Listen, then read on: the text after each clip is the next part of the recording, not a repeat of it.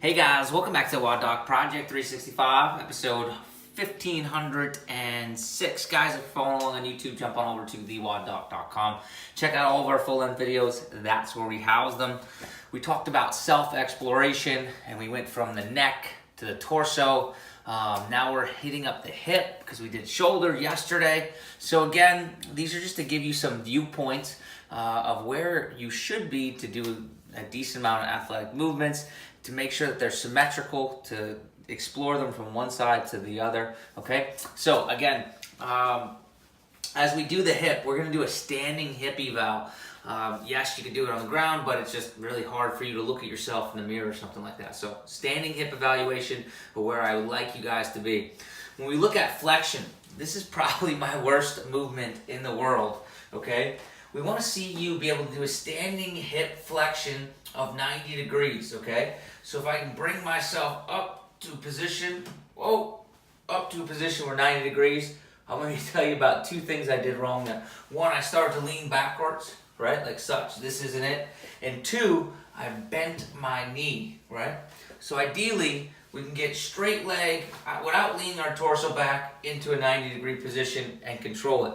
It's one I don't have, but compare left to right, which one is easier or anything else like that, and that's what you work on. But this is something that I personally work on. Second thing we're going to look at is hip abduction. Okay, again, leg is going to be straight.